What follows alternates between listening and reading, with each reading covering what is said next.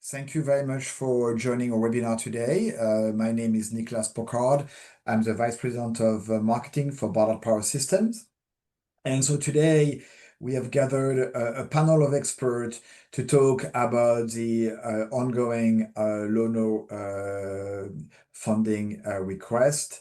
And what the objective of this seminar today is really to give you a bit of an insight about, how to help you with your Lono successful to make your successful application to Lono funding, and looking at why you should maybe apply using user funding opportunity to deploy fuel cell electric buses.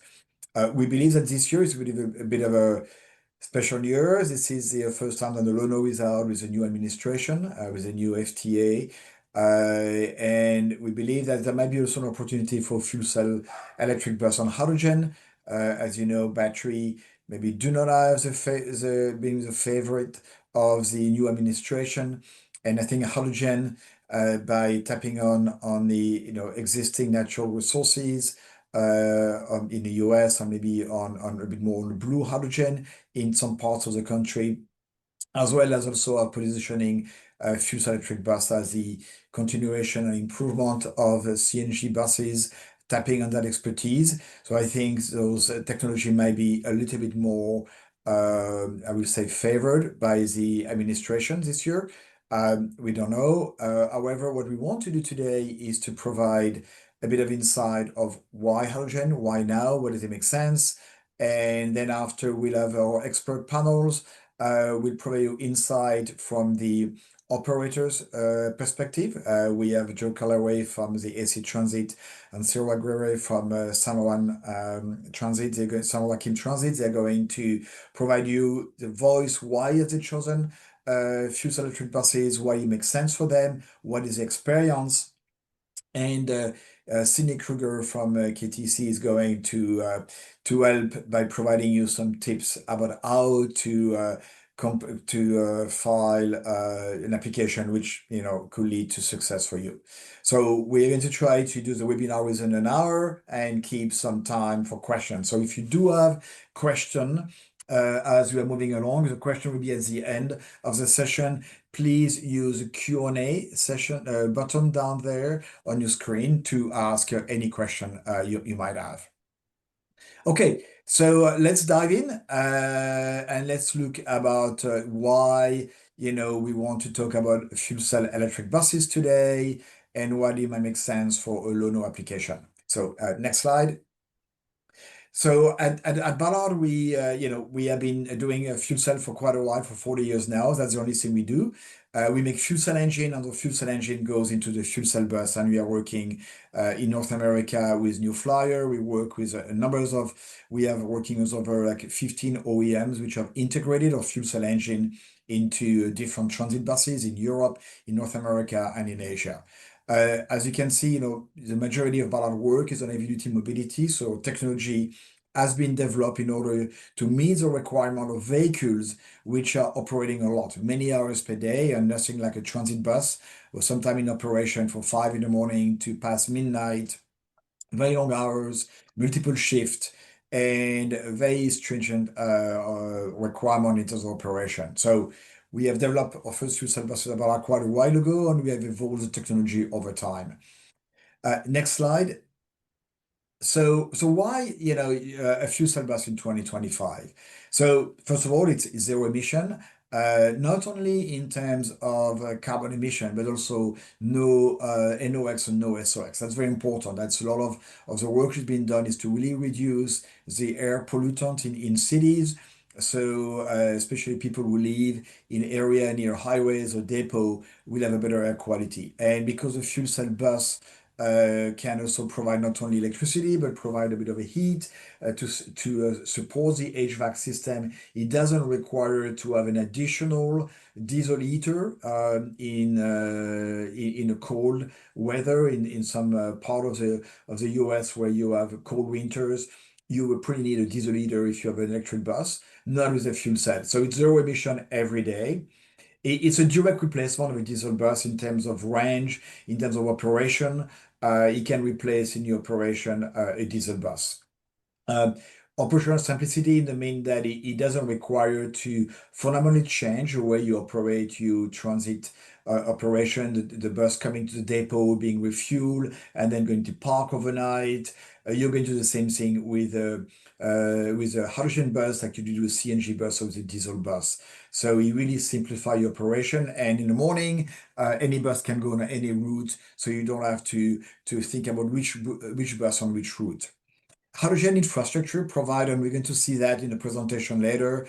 What AC Transit has done really provide a scalability and resilience. So you can really have, not depending all your infrastructure on electricity, but provide a second stream of energy. So you have electricity for some of your bus, and you might have hydrogen for some of your bus as a backup or one of the other. And hydrogen infrastructure is scalable. So you make an investment initially, and then by adding more buses, you might just add a couple of dispensers, but it's an easier way to scale up. It doesn't involve, depending on the utility to bring you megawatt, looking at having a substation. So it makes it much easier to scale up. You are fully control of how you're going to scale up. This is probably transit bus is probably the most mature of all the application for fuel cell. It's been around for 30 years, and I think the technology is getting more mature on the fuel cell side, but also on electric drive batteries, which are also part of a fuel cell bus. And we're going to see there's a growing deployment, really fast growing deployment. I think the deployment of fuel cell buses in the US last year was, grew at a faster rate than battery electric buses. Next slide. So if you look, mentioned, maturity, at Ballard, we started to put a first fuel cell engine for buses in the early 90s with the first concepts on the first buses which were tested. And now we're really into commercialization where we are rolling out fuel cell buses. A bus is just like another bus. It's made by New Flyer, and it's exactly like a battery electric bus or CNG bus, share a lot of components with those, and it's fully commercial and tested. Next slide. And we see that it's not just only in the US, but we see worldwide. There's probably over 10,000 fuel cell buses in operation today, even though battery electric buses are still dominant when it comes to zero emission bus deployment. But the deployment of fuel cell buses in North America and Europe are progressing faster.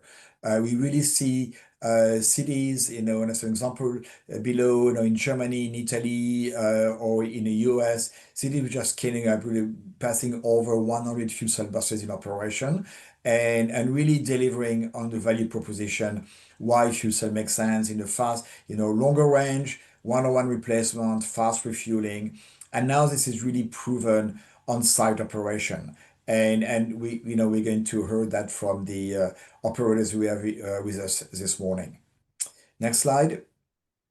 So today, and this is the fuel cell deployment powered by Ballard. So we have around 180 buses in operation today in North America. More than 875 in Europe, 1,000 in China. And those numbers are growing rapidly. We probably be by 300 by the end of 2025 in North America, and over 1,000 in Europe by the end of the year. So we really see now cities which initially started to buy one or two buses, buying 10, 20, 40 or 50 buses at the same time. So really a growth, and really supported by the performance in operation. Next slide. Talking about that, so today fuel cell buses are proven that they can do over 300 miles, 350, depending. It's only depending on the quantity of hydrogen you are going to put in a bus.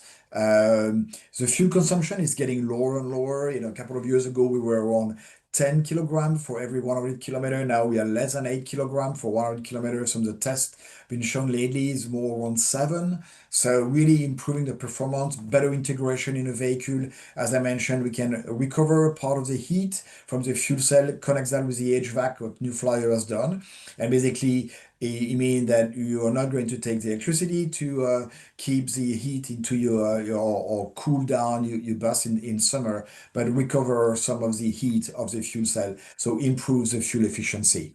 Uh, Durability and maturity of the technology. We are tracking the performance of the fuel cell, and we have availability of a fuel cell module around 99% now in operation, lowering the maintenance cost of the fuel cell by having more robust components, and also improving the performance in different weather from cold. And that's a big advantage of fuel cell.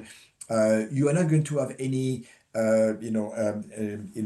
impact on the performance of the bus, even if it's a hot on a cold day. The fuel cell is not impacted. The performance of the fuel cell are the same. Of course, the bus might need a bit more energy to keep the cabin hot or cold. However, the fuel cell performance do not change if it's freezing or a very hot day where you have 100 degree Fahrenheit.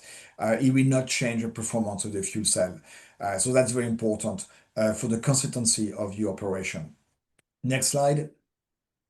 So as I mentioned, we see the progress at Ballard, and we have received, just to give you an idea of the dynamic of the market, just on last year, we received orders from 7 different bus OEM totaling 1,600 fuel cell engine. And those 1,600 new buses are going to be deployed, some of them in 24, 25, and 26. So we can see really the growth of the number. I will come back to the performance in terms of availability. And today they are around 15 OEMs using Ballard fuel cell worldwide in buses in operation. Next slide. So the module that we are using in the US is the FC Move HD, so 100 kilowatt fuel cell, which has been integrated into the New Flyer bus. Next slide, Thomas, so we can look at the bus.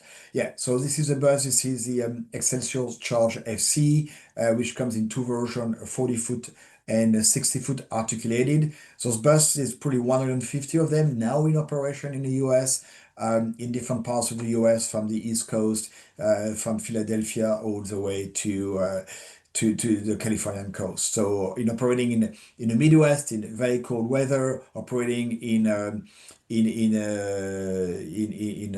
Palm Spring in very hot weather. So really showing that fuel cell can operate in different. Also, we had fuel cell buses in operation in Edmonton, Canada, to really test the cold weather operation. Next slide. So here is the two configuration of the bus of New Flyer. The fuel cell is integrated, a 100 kilowatt fuel cell is integrated into the engine bay of the vehicle, and on the top of the vehicle, you have the battery packs and you have the hydrogen tanks. 40-foot bus has 37 kilogram, and the 60-foot bus has 56 kilogram of hydrogen. So both configuration exist and have been delivered by New Flyer. Next slide. So, but what is important for Ballard is, we understand for many operators, it's a journey, migrating from diesel or CNG to some unknown technology. So at Ballard, we have developed a lot of tools and training to help operators to be successful. We work with the OEM and the integration in the design side, but what we have, on-site support, spare part, call center, warranty contract, extended warranty, service contracts, but also more important, training. We really strongly believe in training is really critical for success. So training your technician, training your mechanics, training people in charge of your facilities, understanding fuel cell technology, understanding how to maintain the fuel cell. So we have very comprehensive training program at Ballard, and we have worked on supporting the program of the operators. And I want to finish in the last slide by showing the result of that. As a result of the training and the investment we are making in supporting the technology, we get very high performance. We have monitored 500 fuel cell buses in the US and North America last year, getting data on a daily basis, and we are maintaining availability of the buses between, around on average 99% for the fuel cell engines. So really important for Ballard to ensure that the bus is available, that the engine fuel cell will work as needed.